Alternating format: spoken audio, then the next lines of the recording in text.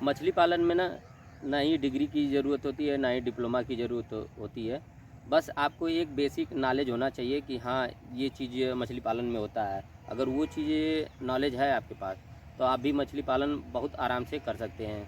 अभी मुझे देखिए, मैं 2 साल से मछली पालन कर रहा हूँ और आपको हकीकत बताऊँ तो मैं भी यूट्यूब देख के मछली पालन सीखा हूँ और उसके बाद धीरे-धीरे बेसिक नॉलेज लेता रहा। अदर तालाबों पे गया हूँ, लोगों से मिला हूँ, तो इस तरह नॉलेज लेते-लेते देखिए आज यहाँ तक ले पहुँचा हूँ। तो इस तरह आप भी कर सकते हैं, बस नॉलेज आपको जुटाना है। जितना आपके पास नॉलेज होगा उतना ही प्रॉफ़िट आपका बढ़ेगा, उतनी अच्छी मछली आपकी ग्रोथ करेगी। तो अगर आपके पास कोई बेसिक जानकारी नहीं है, तो आप एकदम सही वीडियो पे हैं। मैं पूरा आपको डिटेल इस वीडियो में बताऊँगा कि कैसे तालाब का निर्माण कराएँ, कहाँ से बच्चे लें, कौन सी मछली पालन करें जिससे आपका प्रॉफिट बने और कहाँ कैसे दाना आपको खिलाना है और कितने एरिया में आपको पालना चाहिए शुरुआती। तो बात करते हैं तालाब निर्माण की। जब भी तालाब निर्माण कराइए आप कच्चे तालाब से शुरू करिए, क्योंकि कच्चा तालाब बहुत ही अच्छा होता है और सस्ता होता है। कच्चे तालाब में वातावरण भी अच्छा रहता है और प्राकृतिक भोजन भी बनता है मछलियों के लिए और मछलियाँ स्वस्थ भी रहती हैं, जल्दी बीमारी नहीं पकड़ती है। ये चीज़ को आपको विशेष रूप से ध्यान देना है। दूसरी चीज़ हो गई तालाब का निर्माण। तालाब का निर्माण 2 तरीके से होता है। पहला तो ट्रैक्टर द्वारा होता है, दूसरा जेसीबी द्वारा होता है। ट्रैक्टर का जो बनता है, मेड़ जो बनती है तालाब की, जो हमारे तालाब है, ये देखिए ये एक ट्रैक्टर से बना हुआ है और इसकी लाइफ जो होती है वो 6-7 साल एकदम बढ़िया से रहता है, कोई दिक्कत नहीं होता है। लेकिन जब आप जेसीबी से बनवाएंगे ना तो उसकी लाइफ थोड़ी सी कम होती है और बार बार आपको रिपेयरिंग कराना पड़ेगा, तो उसका खर्चा अलग से होगा। अगर आपके क्षेत्र में ट्रैक्टर है तो ट्रैक्टर से कराइए, नहीं तो आप जेसीबी से भी करा सकते हैं बढ़िया तरीके से। ठीक, अब बात आ गई कि कितने में शुरुआत करनी चाहिए।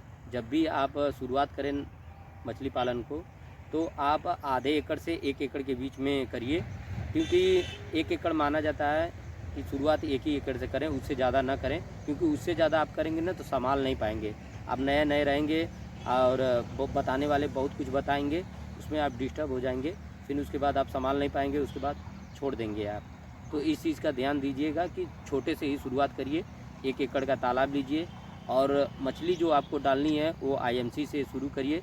पंगासियस या रूपचंदा और या कोई ऐसी कैटफिश में मत जाइएगा, क्योंकि भाई पंगासियस जो अनुभवी लोग होते हैं वही लोग करते हैं और धीरे धीरे आपको अनुभव लेना है तो आईएमसी से लीजिए।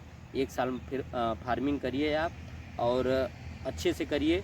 उसके बाद आप पंगासियस और रूपचंदा का पालन भी कर सकेंगे अगर आपके पास नॉलेज रही तो आईएमसी से शुरू करिए। आईएमसी में आप रोहू, कतला, ग्रास, अमूर कार्प, ये सब कार्प वाली मछलियाँ आती हैं और आपके क्षेत्र में जो भी मछली का बच्चा उपलब्ध है उससे आप शुरू करिए।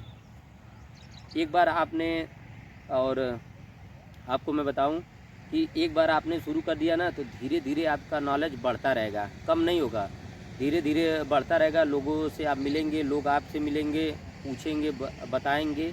इस तरह धीरे धीरे आपका नॉलेज बढ़ता रहेगा और बेहतर तरीके से होते जाएंगे। आप यूट्यूब पे देख लीजिए, बहुत से ऐसे अब तो ऑनलाइन हो गया हर सिस्टम कि आपको कोई बीमारी भी मछली को हो जाती है तो तुरंत पता चल जाता है। चाहे आप यूट्यूब पे सर्च कर लीजिए, चाहे आप किसी साइट पे देख लीजिए। अब तो देश के ऐप भी आ गए हैं, उस पर भी आप देख सकते हैं। अब तो कहीं जाने की ज़रूरत नहीं है, सारी चीज़ें ऑनलाइन हो गई हैं, आप वहाँ से उपलब्ध आपको हो जाएंगी। चाहे मेडिसिन हो, चाहे दाना हो के, कोई चीज़ हो के, अब तो ऑनलाइन एकदम मिलने लगा है।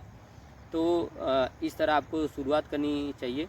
और अब बात करते हैं जो कि मछली के बच्चे की। मछली के बच्चा आप अगर आपके ज़िले में मत्स्य विभाग होगा तो वहाँ से आप ले सकते हैं। वो थोड़ा सा उनका सस्ता रहता है, लेकिन यही है कि उनका मछली जो बच्चे होते हैं वो थोड़ा सा मिक्स होते हैं और आप अनुभवी नहीं हैं तो थोड़ा सा कंफ्यूज हो जाएंगे। तो आप उनसे पूछ सकते हैं, पूरी डिटेल ले सकते हैं और डिटेल लेने के बाद आप मछली अपने तालाब में डाल सकते हैं।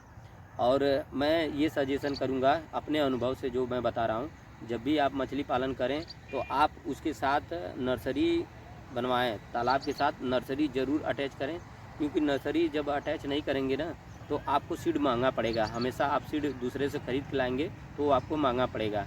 तो आपको सीड जो है कि अपने नर्सरी में तैयार करना है, उसके बाद बड़े वाले तालाब में आपको डालना है। ये चीज़ें आप कर ली हैं ना, तो आपको प्रॉफिट बनेगा ही, और साथ में आप अगर एक्स्ट्रा भी बच्चे हो गए तो आप उसको बेच सकते हैं।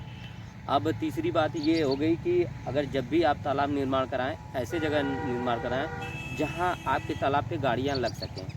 अगर गाड़ी नहीं लगेगी, दूरी रहेगी, तो भाई दाना आएगा आपके तालाब पे तो उसकी मजदूरी आपको ज़्यादा पड़ेगी। जब हार्वेस्टिंग होगी तो मजदूरा ज़्यादा लगेंगे, तो उससे क्या होगा कि आपका प्रॉफिट कम होगा। तो इस चीज़ का आपको विशेष रूप से ध्यान देना है कि यहाँ तालाब बनवाएं जहाँ यातायात का साधन हो, गाड़ी आपके तालाब तक ले लग जाए। और चौथी चीज़ ये करिएगा कि अगर आपके तालाब पे बोरिंग मीठे पानी की होनी चाहिए, और तालाब का जो पानी का ठहराव होना चाहिए। अगर ठहराव नहीं रहेगा तो आप बार बार उसमें पानी डालेंगे, फिर वो सूख जाएगा, फिर पानी डालेंगे। तो इस चीज़ का आपको ध्यान देना है कि माटी की आप जब भी खनवाएं तालाब तो माटी की जांच करा दें। और जांच आपको जो मत्स्य विभाग होता है वो आपको बता देगा कि कहाँ इसकी जांच होती है, और आप अच्छे से मछली पालन कर सकते हैं। अगर ये सब नॉलेज आपको मिल गई ना तो आप मछली पालन में सफल हो सकते हैं। अगर मछली पालन से जुड़ी और कोई आपको जानकारी चाहिए तो आप कमेंट कर सकते हैं। अगर कि कोई नया फार्मर है और उसको अच्छी क्वालिटी का दाना भी चाहिए तो मुझसे कांटेक्ट कर सकता है, मेरा नंबर भी है।